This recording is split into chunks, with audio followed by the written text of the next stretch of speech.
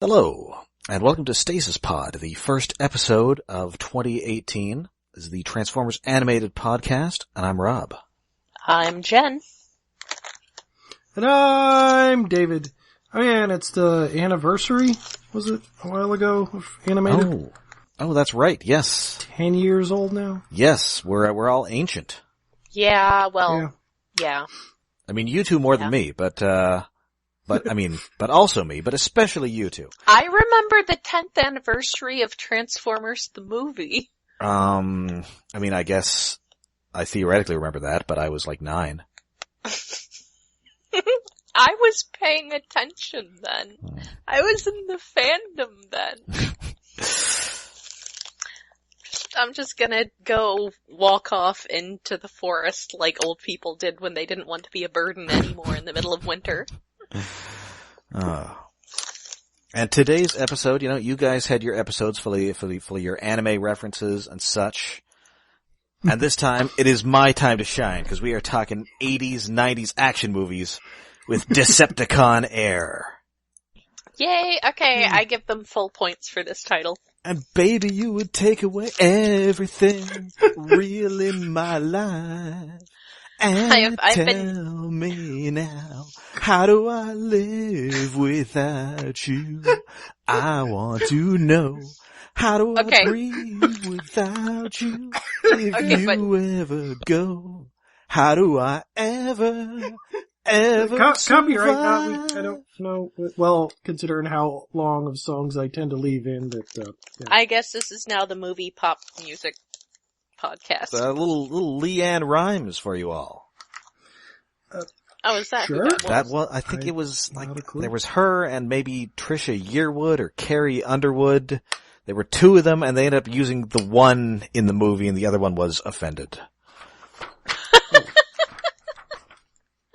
And it's weird because it's not really a movie that would have a country song in it if it weren't for Nicolas Cage inexplicably having like an Elvis accent throughout the entire movie. Huh. Yeah. I didn't realize that was officially country because it just got played on all the pop stations. I mean, for all that I listened to pop stations when that came out. I think there was a pop version and a country version. Oh. Mm-hmm. But Con Air, that is a fantastically dumb action movie. Oh yeah. And this episode takes a bit of the plot from that, and also a heaping helping of Die Hard. Well, what doesn't take from Die Hard? Transformers, golden meets the eye. Transformers, robots in disguise. Autobots wage the battle to destroy the evil forces of the Decepticons.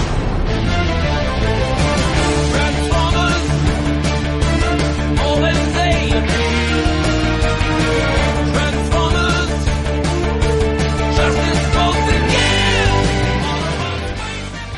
So this first aired May 2nd, 2009, written by Michael Ryan, who previously wrote several episodes of Animated, most recently 1/3 of Transwarped. He's the guy who wrote all the Headmaster episodes. Oh, okay. I'll allow it. Did he write the previous Swindle episode? I don't think he did. Let's see. No, he did not. He did write Auto Boot Camp, but not SUV, Society of Ultimate Villainy. Alright, fair enough. So it's not like Headmaster where only one person ever writes this character. No, somebody else got to dig into their big bag of infomercial jokes.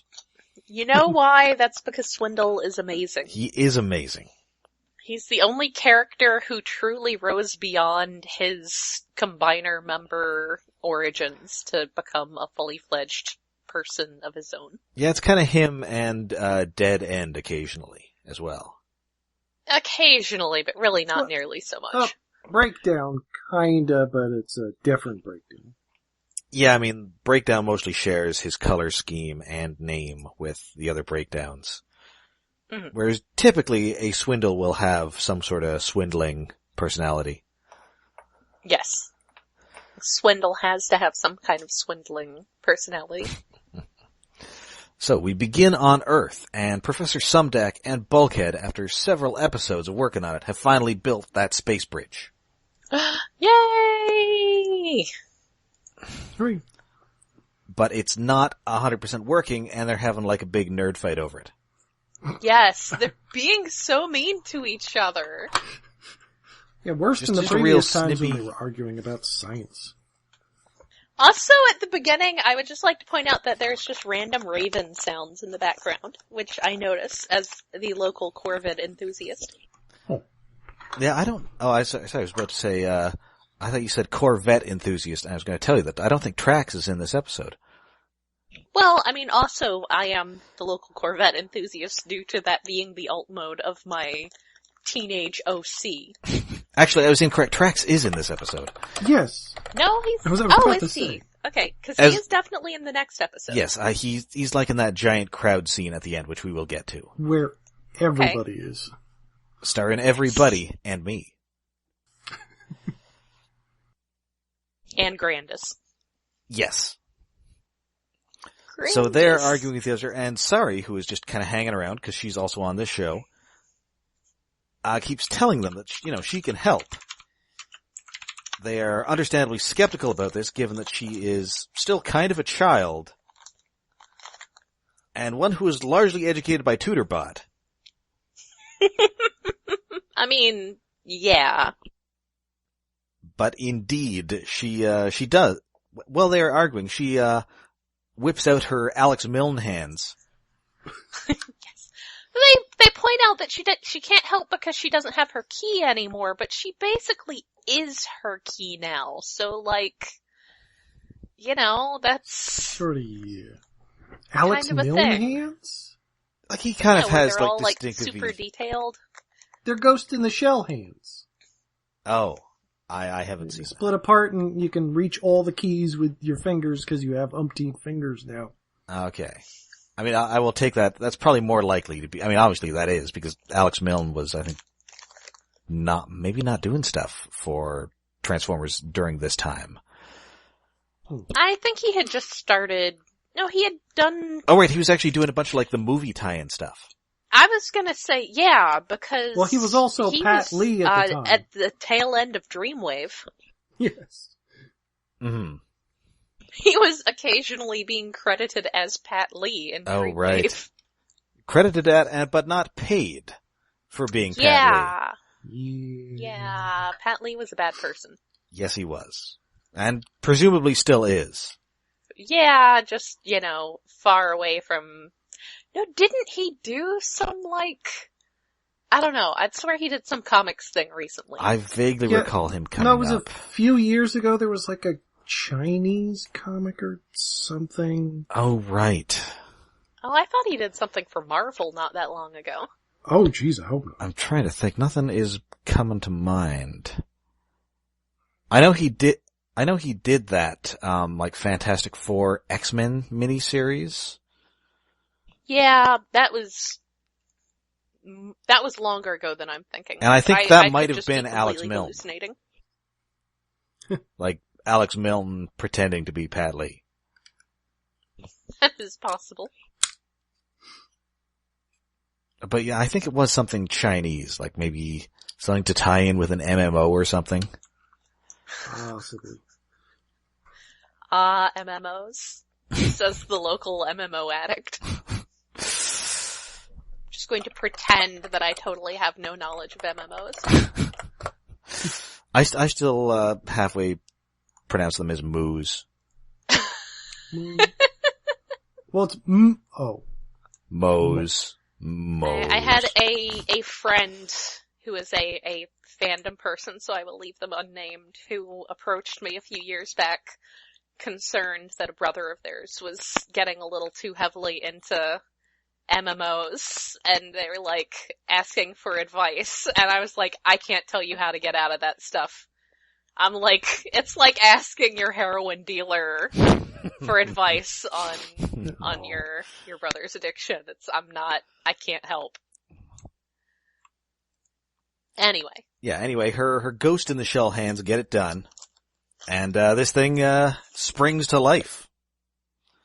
And she just knows stuff mysteriously. Whoa, I know Kung Fu.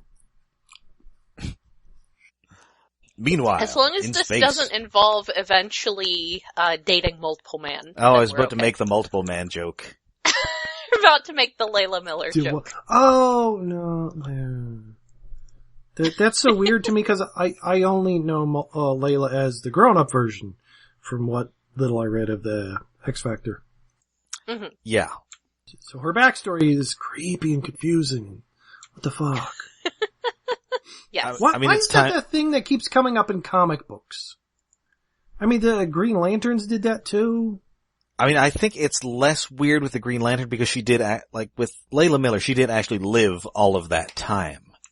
Yes, yeah. She did. She wasn't just like sorry, suddenly a grown-up. She just, lived all that time in a horrible dystopian future and then came back to the past. Yes.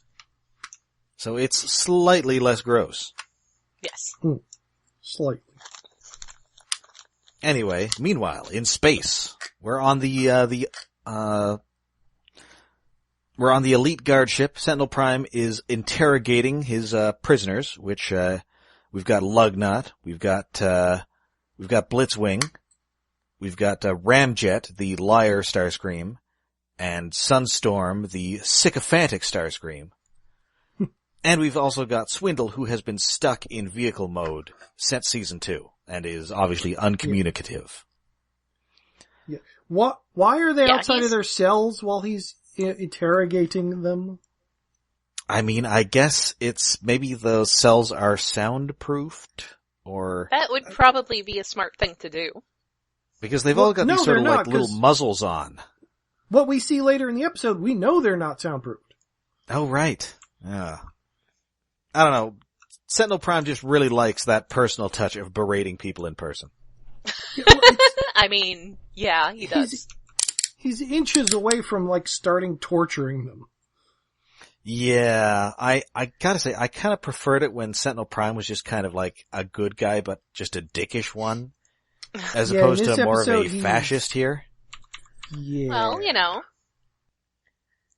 he is definitely on the road to fascism. Yeah, I liked him more as your U.S. agent type. Mm-hmm. Yeah. Anyway, it's not working, and so he just goes back to the bridge. He gets a call from Cybertron. It is Perceptor, Alpha Trion, and Cliffjumper. And they're going to tell everybody that Ultra Magnus is all messed up. Also, Perceptor, and I know I didn't tell this particular story back when he was earlier in the show. But Perceptor talking just really reminds me of this time when some friends and I would just feed some, bad fan fiction into, Microsoft's voice generation software, and it really just resulted in things like ha ha ha ha coming out as ha ha ha ha ha. Which I sort of expected Perceptor to start doing, because he is Sentinel Prime, and it's very awkward, how, that, the limitations of that. I mean, I'm not saying it's a bad decision on the part of the show, but yeah, he's definitely some pronunciation is very awkward. Yes, for being generated like that. Uh-huh. So Sentinel, he says, you can't tell everybody that because I am technically in charge now. And Alpha Trion's all, we really don't care. And also Sentinel he points out that he's the one who captured all those Decepticons, and Cliffjumper is just I thought that was Prowl. Yeah. And is this the first time that Alpha Trion, speaks? I don't remember. Anyway, I think he might have had one line, but... Okay, anyway, he's Phil Lamar, and he's apparently the head of the, civilian guilds on Cybertron. Ooh. Very, I don't know, fantasy. It's interesting because we don't get a lot of, Autobot civilians. No, well, at the end of this episode, but aside from that. Well, at the end of this episode, but I mean, in general, they are not typically important. I mean, I guess, Metal Hawk had that role in the comics for a while. Yeah. Before he got murdered. Well, murder. Ah. Maybe that's why they don't have civilians often, because they tend to get murdered. I mean, Alphatron is also a guy who ends up dying a lot. Yeah, that's fair. That's usually because he's old. Yes. He usually just keels over from old age. Oh, is this the part where Sentinel starts telling people to call him sir? Yes. He's they hang up on him, and they're gonna just tell people no matter what. He's mean to Jazz about it. Yes, he really wants Jazz to call him sir at all times, and they're gonna take a shortcut through an energy cloud, because that's how they'll get to Cybertron faster, and, even though that's obviously not a good idea, like, never fly through a weird space thing.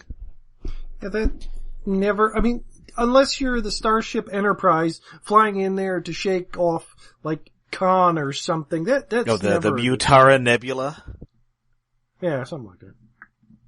I mean, if you best case scenario, you get best case scenario, you get stretchy powers, or invisibility powers, or fire powers. Worst case scenario, orange rocks.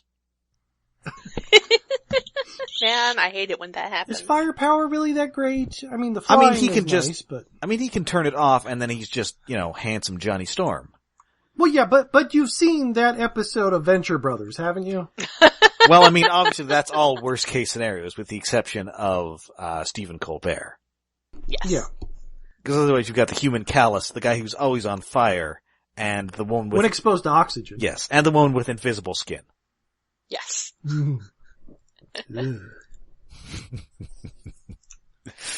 That's a nude scene we didn't need to see. Jackson Public. Oh, yeah. Well, no, I think that was a case of the foreign animators doing it, and they were like, no, we do not need that. Why is it so detailed? Sadly, this does not give anybody Fantastic Four powers, but it does... Well... It does jolt, Swindle out of stasis lock. And obviously because he's just stuck as a car, they didn't bother, locking him up or even putting like a Denver boot on him or anything.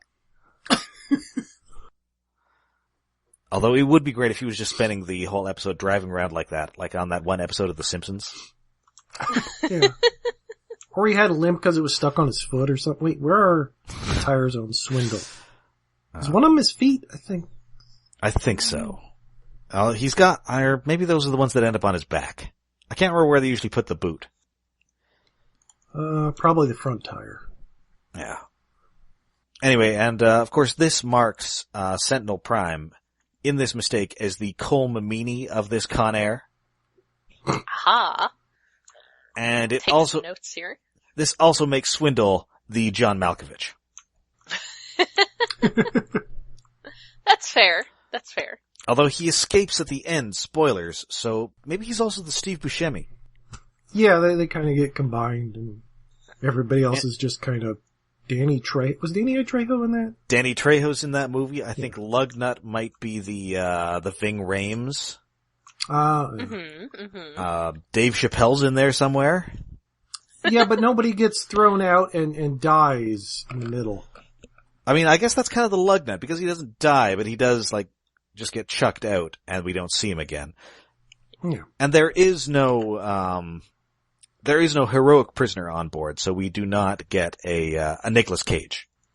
Aw. That's a guy who surprisingly has not been in a Michael Bay Transformers movie. Yeah, that is surprising. He's worked with Michael Bay before. Yeah. Oh yeah, The Rock. The Rock. Oh. Yeah, Michael Bay, just get us some Nick Cage. Get Nick Cage robot. Although I don't know who I would want him to play. I mean, I think Nick Cage is definitely like the, he's the government agent who has to deal with the Transformers. Yeah, that'd probably be more fun. Anyway, so we learn that, Swindle has, a drawer of holding. Yes. He has a tummy drawer that's more useful than bulkheads. Yes. It's pretty great. He's just pulling things out of it. It's a very, very good source of visual gags. Yes, as they later explain, it is a transwarp gateway to his personal storage dimension. Yes. So it's literally a bag of holding that is just a drawer. Yes, and this is apparently, judging by later interviews with Derek White, an indication that Swindle is an ex-Autobot. Aha! Because the Autobots all sort of have superpowers like this. Oh, yeah, interesting. That does kind of work. And that's also why he's also a small vehicle dude, so I always kind of and he has the purple eyes. Mm-hmm. Whereas all of the Decepticons on this show have red eyes. Oh, yeah. Huh. Well, hey. Yeah. You learned something new. That's right. Whereas the weird Autobots, which basically just means, Swindle and, Wasp have purple eyes. What color are lockdowns? Lockdowns are red. Mm. Oh. So I'm not sure how that works with the theory. Because I think we later established that Lockdown is an ex-Autobot. Yeah, he's definitely ex-Autobot. I kind of feel like Decepticons can't get away with behaving like that. Oh, with, being an arms dealer, you mean? The whole mercenary thing, I feel like you're expected to do that stuff for free if you're actually a Decepticon. Yeah, it's kind of like being a Klingon. Yeah. Anyway, so he gets out, he's got all of their weapons, and because he can't tell the clones apart, he gives them new hats. Yes! Though, I mean, their colors are significantly different, but maybe he's just not good at remembering that kind of Maybe thing. he's colorblind. Ooh, maybe. He's like a cat. For yellow and white, it could be easy. Well, cats can sort of see some color. He's kind of got the cat eyes. Yeah. But it's nice, it's a very Derek Wyatt thing. It's like, we gotta make him a little bit different. We need a Conehead. Yes. Sadly, these don't turn out to have, powers or anything. They're just hats. But it does, I mean, okay, so Sunstorm ends up looking like G-Axis, basically. Yeah, it's kind of like an exaggerated Generation 1 Seeker head. Yeah. Yes. And, the white one gets a cone head. He gets a cone head. I think it's got a little drill on the top. Yes! Yes. It's got a little drill on the top. Well, so he can headbutt. So, they get out. He offers to take payment. He's gonna do it without payment up front because Megatron's his best customer. Yes. And then he silences the whole thing with the Sonic Jammer 3000. Which he bought on the... Oh yes, he goes into infomercial mode. Yes, which he bought on the scenic planet Quintessa. Yes. Loves those Quintessons. And he's just name-dropping stuff all over this episode. I love that he's just name-dropping all the alien races he befriended. I mean, he did that in his first episode where he talked about how well he got along with the Vok. Yes. Just hanging out with a bunch of flying Oingo Boingo skulls. Yeah, it's great. They're cool.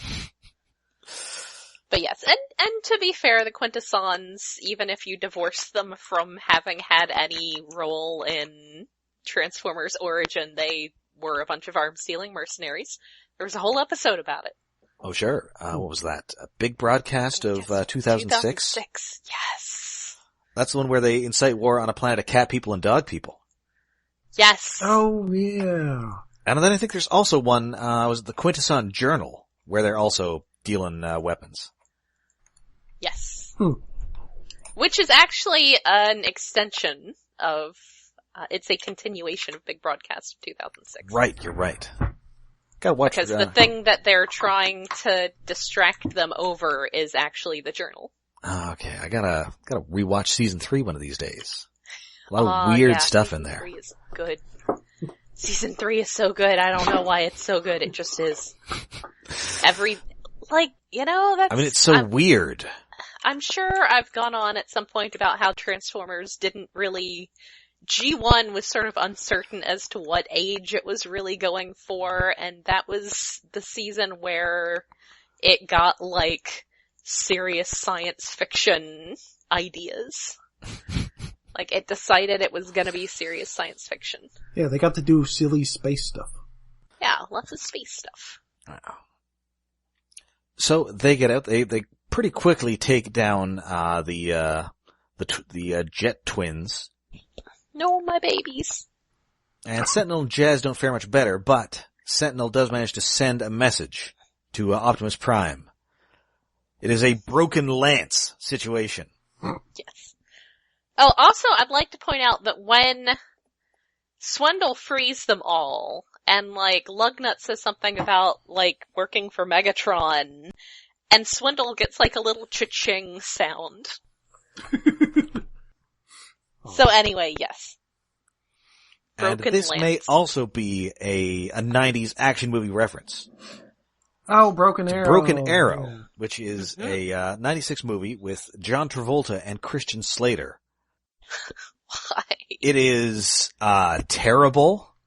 It is Like, not Travolta's good. the villain, and he is hilariously overacting. Well, of course he is. That's what he does. Is that the one where somebody gets killed by a rocket on a train at the end? Yes, that's Howie Long, the football player. Oh, Oh, right, no! the Howie Long scream. Yeah. And I think he also did those Radio Shack commercials with Terry Hatcher. Yes. Yes, he did. And it's also noted as the origin of the Howie Long scream. Like, there's a particular scream that it was in movies prior to this. But where he it's does it there. Yarg! And Howie Long makes it after he gets shot off this train, and it has since become the Howie Long scream. No. Which, I prefer that to the Wilhelm scream. The Wilhelm scream just is too overused and doesn't really sound like a painful scream, like the Howie scream. I mean, the goofy yah-hoo-hoo is more appropriate than the... the goofy holler. Yeah. And I will also note that Broken Arrow is unfortunately the origin for AintItCoolNews.com. Aww. As there is a line in the trailer where Christian Slater says, John Travolta, you're insane. Yeah, ain't it cool? Anyway, that movie is also bad, but it's definitely one that I watch when it's on TV. And specifically, Broken Arrow is a military term referring to a missing nuclear weapon. Mm-hmm. Yeah. So yeah, it's a broken lance situation, which Optimus Prime knows is code for Sentinel Prime is in trouble.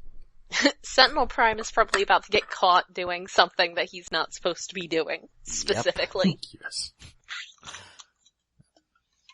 But luckily, the Decepticons decide not to just kill their hostages, which would probably be the smart thing, because they could use them as a bargaining chip, and also they could sell their body parts. Yeah, wow. Yeah. I mean, to be fair, remember the fate we thought was in store for Swindle at the end of the last one? So, Yes. Yeah.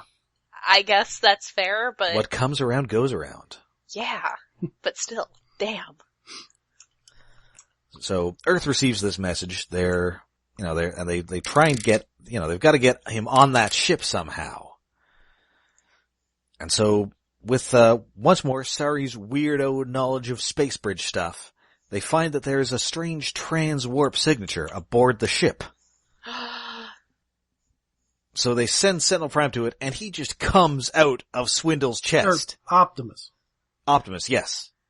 Optimus just goes... Send Optimus, he just comes climbs first, right out of it. Tummy drawer. Like And he he comes it arm bulges first. at first, and then it's like I said, great visual gags. Yes. And, thankfully it is done pretty cartoonishly, because if it were done seriously, it would be a real Kuato situation. Speaking of 90s action movies. But it's not like Quato Just is Optimus coming Prime out. exploding out of, Swindle. Well, it's how bags of holding are like you could put giant things in there, but it's this little sack. So Yes. can you remotely magic yourself into a bag of holding and then come out of it? There's only a limited amount of air in a bag of holding traditionally. Okay. Like an hour, so... I see. So you either you can't get in or you can't breathe long enough for it to be effective. Ah. Like you can't hide in one just to escape because Well, who's going to open the bag up again anyway? You can't, like, stay there overnight, like... No. I forget there was a thing where you could make, like, a rope that you climbed into a little pocket dimension and stay overnight. Yeah, I forget what that is. Yeah, there's, like, you have a rope that goes up to a thing, or there's also, like, portable houses you can summon. Yes. But a bag of holding cannot be used as a portable house. No. Man, I kind of like the idea of Swindle just living in his storage dimension during the off season.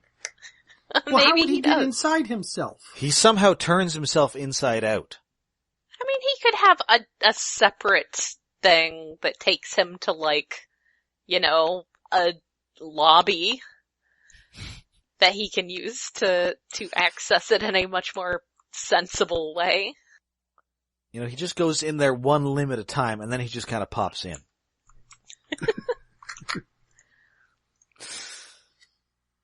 Anyway, so Prime gets there, and he is not going to just stick around and fight everybody. So he just zips down and goes upstairs into the Energon storage chamber. Sentinel has such opinions about this. Yeah, he's like, hey, come back here and I help gave us. you an Fight order! them! Coward.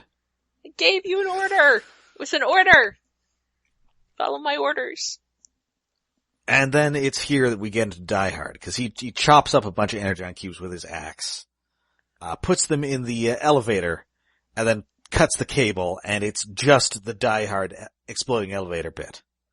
Yes. Yep. Except I guess with less cursing from Optimus Prime. But yeah, Optimus should have had some kind of gag there. But I guess the obvious perfect joke, yippee-ki-yay, Motor Master doesn't work, because Motor Master doesn't show up I was going to say Mother Trucker. Mother Trucker. Because he's a truck. But that's, yeah. Fire Trucker? Welcome to the party, bots.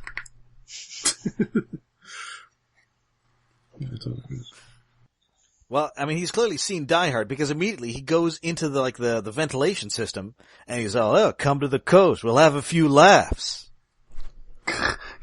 It's like, okay, ventilation systems aren't that big in real life for people in movies, but this is a ventilation system large enough for a giant robot truck man.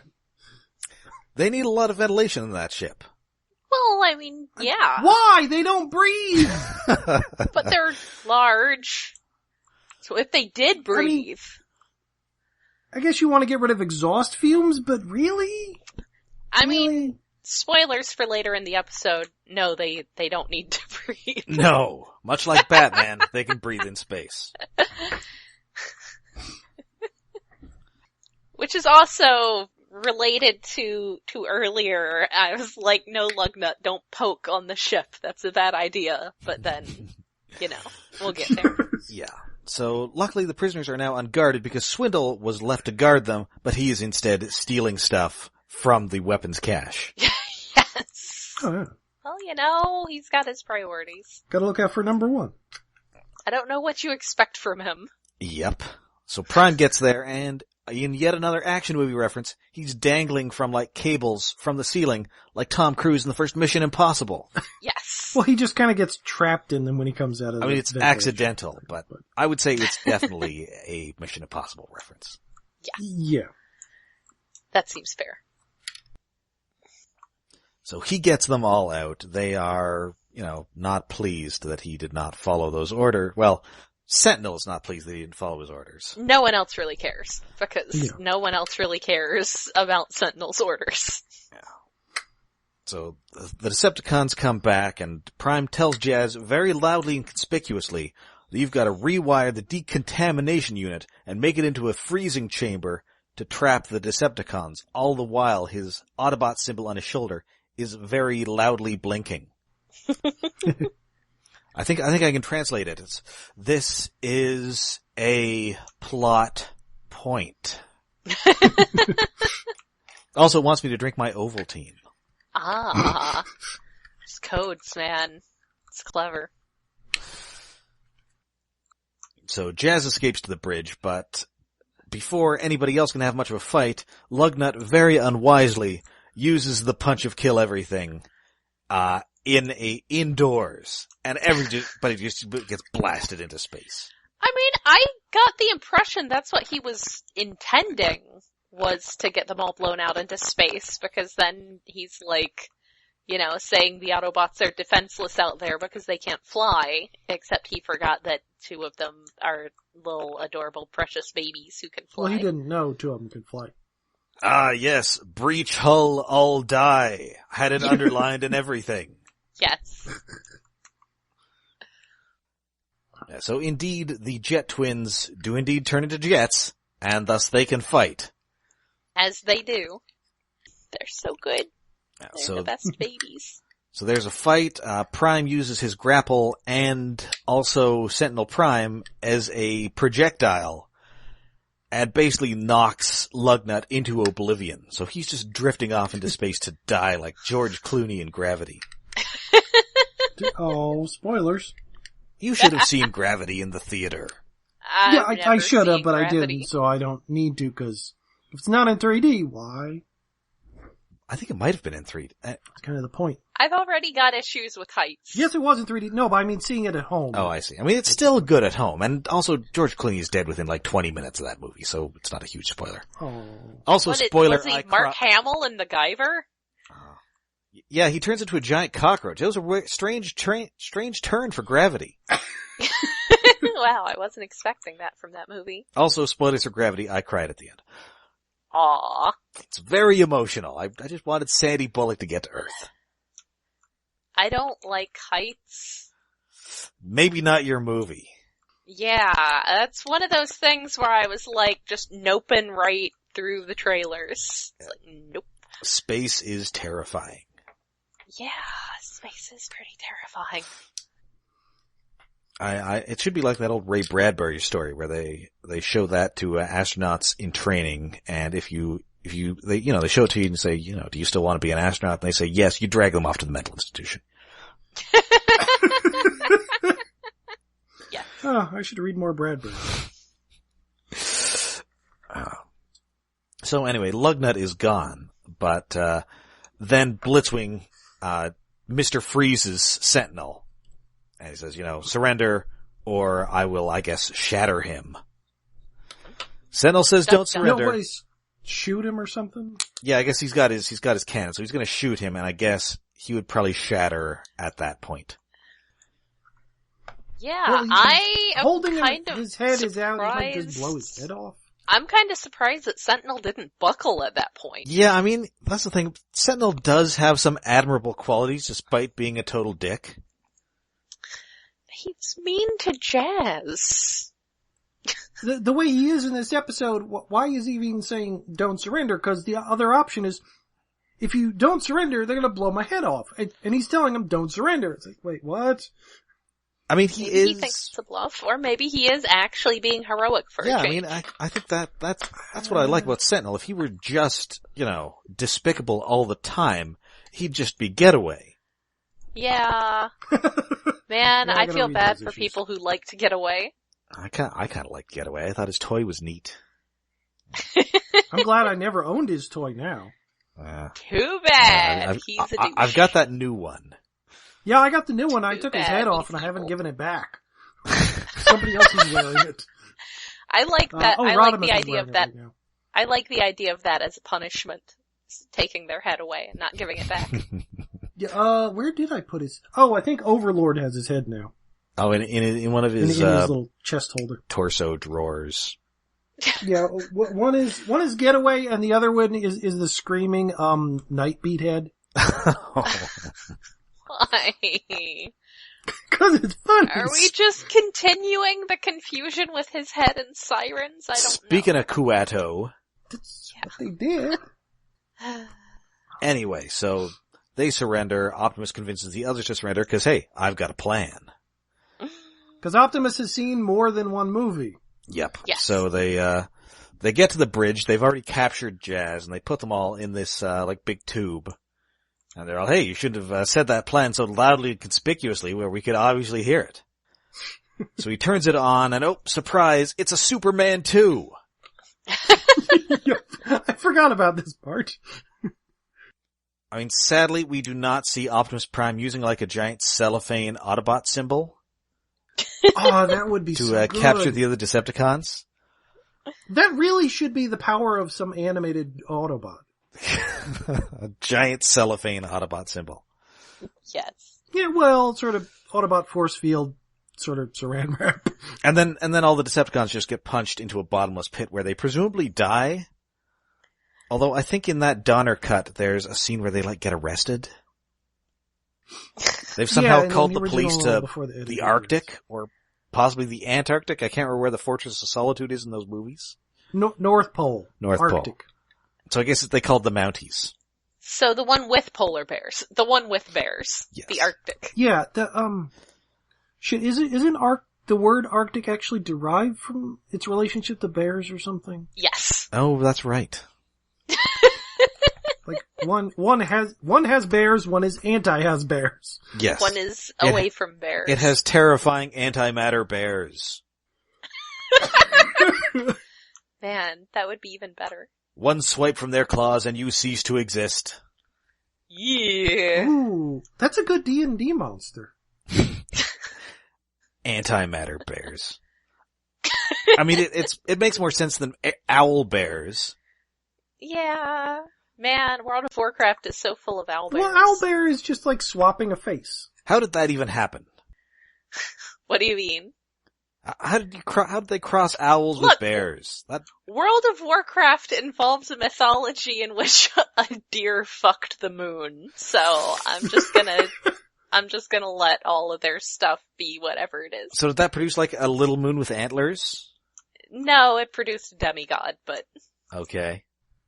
Yeah, well, dear gods are a classic thing, but okay, owlbear, I have no idea what the true answer is. It's probably one of two things. Either it is based upon some old English myth, or somebody drew a weird bear and it's like, that kind of looks like an owl. Let's call it an owlbear.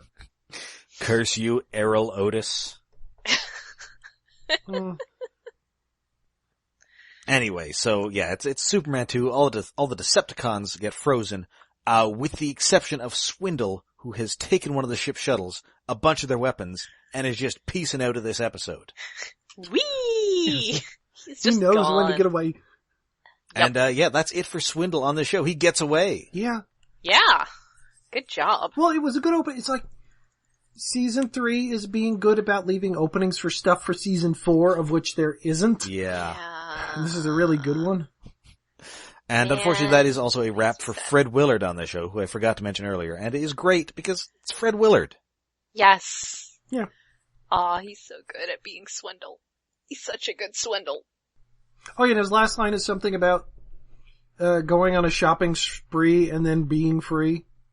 Yes. That's the exact wording. Yes, how it's the best because it's all free. And he's also going to have enough to like retire to the islands of Nebulos or something.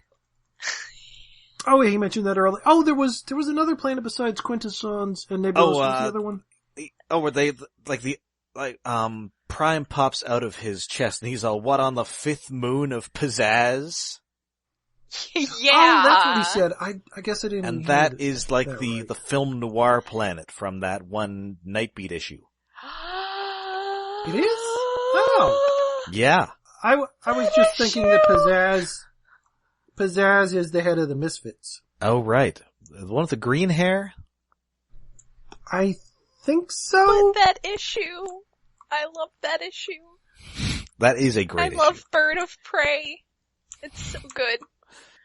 So I'm curious, do those Gem comics take place in the IDW Hasbro universe? I don't think so. I only read a few of them. I've been meaning to get the collection. Because I don't think, for instance, Megatron at one point, like, took over the Earth, or, various other plot points like that. I mean, it's not like there aren't movies that happen in the real world that don't also mention 9/11. I mean, I guess, but... Yeah. I don't know. That's a good question. I don't think there's any explicit calls out, and I really should read those, because the first few issues I did read. Yeah, I'm looking at this Hasbro wiki, and it appears that they do not take place in the Hasbro universe. Aw. Well, someday. Someday Soundwave will come over there. I mean, we're doing, And hang Transformers out versus Visionaries right Visionaries. now. So I assume they're just going to run through increasingly unpopular Hasbro properties from the 80s. Probably next, Transformers versus Inhumanoids, Transformers versus Robotics. But Gem is kind of popular. Yeah. Gem is doing pretty well. That's as opposed true. to like they've canceled the G.I. Joe comic a while ago. Oh, right. And they canceled Mask. I have a lot of feelings about G.I. Joe that can certainly be translated to Mask. Basically, military stuff just isn't like a thing you can really sell toys on anymore. I mean, I don't know about Mask because that was always, that was not... Mask is crazy. Yeah, it was just like a car that turns into an aircraft when you somehow put its gull wings up. Yeah. Yeah, really, Mask should just be like a subgroup of G.I. Joe. Wasn't that kind of what they were in the comics? Yes, they were. So yeah, that's the thing. Is And then I do think that Matt and- Tracker is a member of G.I. Joe now. Yeah, something he like was that. G.I. Joe. Well, first there was the Matt Tracker toy in the G.I. Joe. Well, that was like 3 or 4 years ago. And now there's a new Matt Tracker who's black and people are angry. Who gives a shit? All those people who love Matt Tracker. It's Mask. You can only care so much. Yeah, people who have strong feelings about Matt Tracker. Nobody has feelings about Matt Tracker. Of any sort. I mean, apparently some did, but I mean... I'm gonna guess they were primarily, like, more theoretical or, general than specific. Why did you give your son a little R2-D2 knockoff that turns into a little Vespa, and so he can get in trouble all the time? I'm not sure if that's his son or his brother. Oh, I always thought it was his son, because I watched Mask, I didn't really pay attention. Anyway, all I know about Matt Tracker is that Tracker's gonna lead the mission, and Spectrum's got such supervision. Good theme song. Anyway, so it turns out that that bleeping symbol was Cybertronian optical code. And it told Jazz what he really wanted him to do. What he wants, what he really And wants. since it was Jazz and not Sentinel, it was not go fuck yourself. Yes. Which would be what he really wanted Sentinel to do. Well, Sentinel wasn't paying attention, and we don't have an actual translation. It could be, Jazz, Sentinel's an asshole, I got a better idea. Yeah, it could have been. So they put the 3 remaining prisoners away. Sentinel says, there's still place for you in the Elite Guard, especially since I'm getting promoted. But Prime's got stuff left to do on Earth. Yep. He's still got important Earth business. Like, doing Earth stuff, I don't know. Angry archers acting up. Maybe? We're kind of out of Decepticons on this planet for the most part. Yeah. Yeah, I think for once there are actually literally no Decepticons on the planet. Huh. Well, good going. Good job, Autobots. And Lockdown. I mean, Waspmane and Black Arachnia are on Beast Wars Earth. Wherever. I think, I guess, the Constructicons, but they're not really. Well, 2 of the Constructicons might be dead. Well, oh yes. And then, what's her name? Slipstream is around. Yeah. And I think we're finally gonna see her in the next episode. Oh. Anyway, She's being competent. So we're back on the Earth space bridge. They can't seem to get Prime back, and Sari is once again volunteering to help, but that won't be necessary, because that giant ship is literally right above them. We don't need your help finding it. It's right there. How did that sneak up on you? Well, if you're not looking up. Yeah, but you think some deck would have installed sensors at this point? Like, if something large is hovering over my giant spark plug, set off a loud alarm. It's fine. Yeah, Fine.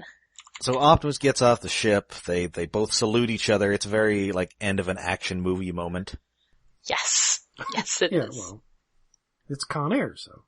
Yes, I mean, if they want to do one last action movie reference, they should have done the Predator arm wrestling handshake. Sentinel, you son of a bitch! And back on Cybertron, it's victory parade time. Sentinel is parading his captives aboard. Now I just want to hear David K. say I'm a sexual Tyrannosaurus in Beast Wars Megatron's voice. No. Yes. Continue. A bunch of slack-jawed maggots around here. This will make you a goddamned sexual Tyrannosaurus. Yes. It will give you a big boost of confidence. No. And yeah, they are being paraded on, Grandis and his, counterpart, Doug Base. Yay! Well, he's based on, the Dag Base from Brave. Oh, yeah. Who was a retool of Grandis. Dagwan, I think. And Grandis notable as a, very late Generation 1, Japanese Transformer, who basically his robot mode is basically a cube. Yes. I mean, he's a base, so, Also, you will have to sell your firstborn for one. Oh, yes. but back in the old days when it was only the 10th anniversary of Transformers the movie, you could get them for $100. Wow. You might be able to get a DAG base for a little cheaper. Yeah, you could probably get DAG base for a little. I'm not sure where they get the DAG from. Is that DAG? I have no idea. Well, it's from Dagwan. Oh. Brave Command, Dagwan. Fire Dagwan. Did I throw that out? I think I threw that out when I moved. I had a giant knockoff of Fire Dagwan. Oh. But sadly, I did not have the room to continue having things like that. And yes, there are so many cameos in this. Just listing them, we've got Tap Out. It's overload. Who is a BotCon original character. Yes. Yay! You got Carrera, who is, I believe, one of the South American, cliff jumpers. Yeah, I believe so. Oh yeah, those things. You got Searchlight, who was a, throttle bot. Yay! You got Flare Up, who was also a BotCon character based on Firestar. Yeah, it was really, when this came out, it was really interesting seeing all the convention-related things getting, properly canonized. You also got Ferrao, who is another, Portuguese guy. Brazilian guy. Brazilian for ferret. Yes. I like ferrets! Well, this guy is, apparently that was Bumblebee's Brazilian name in their translation of the Marvel comic. Huh. Interesting. I like ferrets. They're so good. You got Freeway, who is another, throttle bot. He was the one who is a comedian who everyone hates. Yes. When they had his weakness is that he laughs so hard at others' misfortune that he breaks himself. What an asshole. You got Beachcomber, Space Hippie. Yay! Yeah. You got Red Alert, Space, who we saw among Rodimus's, pals. Yes. Who is a girl now. Uh-huh. Got Huffer, who is a drug addict who well, is one of the Mario brothers. Yes, he's one of the Mario brothers. Yes. It's him and Pipes. Is Pipes Luigi in this one? Let me see. What does Pipes look like? I mean, they both kind of look like Mario. Well, one of them slightly taller. Yeah, I know. Pipes is the Luigi. Yes. Yeah, but is he in the crowd scene? Apparently, no. He never actually appears on the show. Ooh. Like, they made his, character model, and he showed up in the later comics, but he did not show up on the show. So you just have to assume that he's Luigi. Well, no, I guess you do get the actual art for the model. Mm-hmm. So you do get to see that he is, in fact, Luigi. Yes. You got Power Glide, who does not turn into apparently he's a pilot, so he does not actually turn into an air vehicle. Aw. I guess that makes sense. Yeah, it kind of looks like he has sort of tank treads for shoulders instead of the wing things. Yes. You got Sea Spray, who hilariously has like a robotic inner tube around his waist. Yes! He never actually talks, but I assume he just sounds like, Wade the Duck from U.S. Acres. I guess. You got That or just SpongeBob or Patrick. You got Rattletrap, who's going to be in the next episode. Oh yeah, he has a weird name. Yeah, he's just Rat Trap, sort of. I mean, he's kind of Rat Trap. He's got like the teeth and the color scheme. You got Hotshot again from that team. You got Rosanna, who is, I believe, from Kiss Players. Yeah, she's like from some Japanese a set of cassettes that they did that were designed, I think, by some like pop idols. Well, they were designed by a bunch of voice actresses from the Kiss Play radio drama. Yeah. Why? Why was there a Kiss Play radio drama? Well, radio dramas are a step above, so manga gets popular, or light novel, have radio drama, eventually get anime. Of course, it wasn't going to get any anime, but it's a weird sideways thing that always confuses me. Do they still do like people listen to the radio? Do they still do like old-timey sound effects? And is there organ music playing? I've only ever heard like one or two, and one was like a Christmas album sort of radio drama thingy. Speaking of Kiss Players, we've also got, some Auto Troopers. Yes, and we'll see those again in the next episode, but... Yes, and they actually got, toys in a later convention set. Yes. Yep. And they actually kind of have a cool design. I guess they're one of the only redeeming things to come out of Kiss Play. Yeah. Yeah. I mean, they are fruit of the poison tree. Yes. We've got Mainframe and Warpath, both of whom we've seen before. We got Cosmos, who is morbidly obese. Aww. And apparently he's more like a moon buggy and not a spaceship. Aww. Yeah, because you can't have flying Autobots in this series except for the two new kids. And finally, we have, for your Corvette enthusiasts, Trax. Yay! Yay! Oh, right. I forgot about my favorite part of Cosmos. He has warp nacelles on his shoulders. Yes. Yeah, he says, so anyway, Sentinel is glorying in all this attention. He says, people of Cybertron, I'm your new Magnus. That's how it's gonna be. And Perceptor and Alpha Trion, who are also at this parade and not crazy about it at all. This is, I think, where the where the Curb Your Enthusiasm music starts playing. They're both doing kind of Larry David. He calls Shockwave a traitor, which I have a semantic issue with. Yeah, he's really, he's less a traitor and more a double agent. Yeah. Or a mole. If you'd called Long Arm a traitor, it'd make sense, but calling him Shockwave, it's like, no, he's a Decepticon. He didn't betray anyone, he just fooled you all. Yes. Yeah. But hey, that's not the end of the episode, because Omega Supreme warps into place where Lugnut is floating here in space like this. And he just gets splattered on the windshield like a bug. Yes. And Starscream, of course, does not want them to pick up any hitchhikers, and Megatron just smacks him.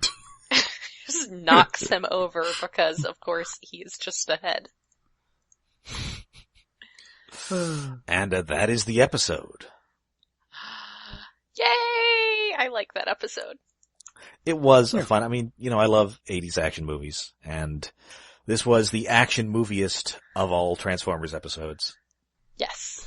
Also, it's a different format. It's like pretty much just Optimus and everybody on the spaceship, except for the beginning of the episode. Yes, it's like Optimus' solo episode. Yeah. So it's preparing for that solo Optimus spin-off. And showing that Jazz is the most competent Autobot.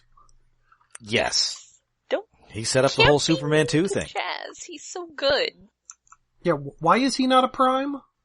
Man, he probably just didn't want to be. Well, yeah. I'm gonna say racism.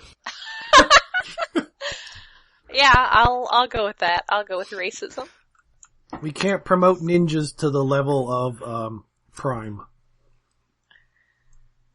Just racist. It's just not done. Uncomfortable silence. Well, how else would you be racism? It's like, he's trained as a ninja.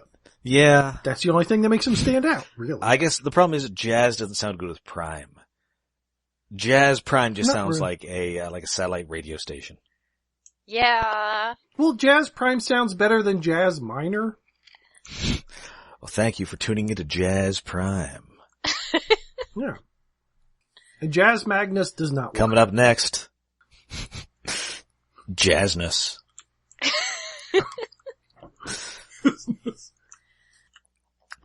Anyway, so yeah, no, it is a fun episode. We are getting real close to the end of Animated, and we've got some loose ends to wrap up, and this wraps up a couple of them. This is the end for Swindle, Ramjet Sunstorm, and Blitzwing. Alas. Oh.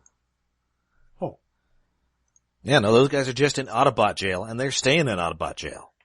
Oh no.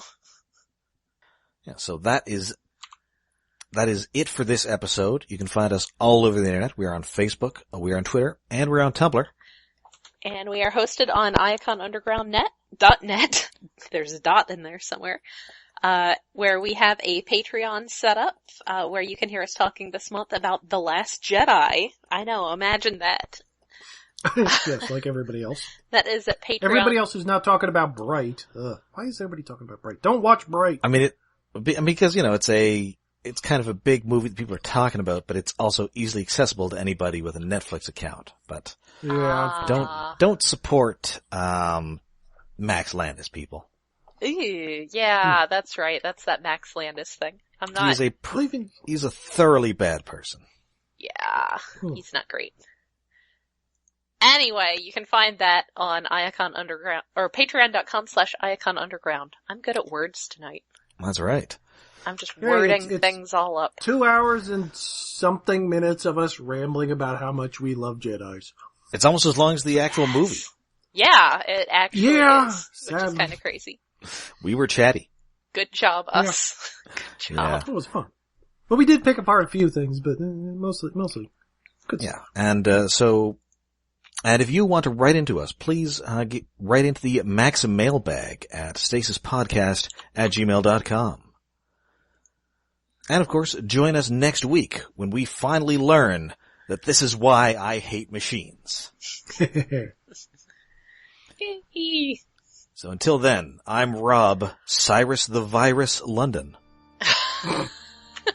I'm Jen, and I didn't think anything very clever for this, but I really like 2012. My hair, I guess, is receding like Nick Cage's, but not as much. I'm David. Well, you need to get the glorious flowing mullet that he has in that movie. I had that for a while. No. Yeah, maybe go with something a little short, like the Rock era Nick Cage.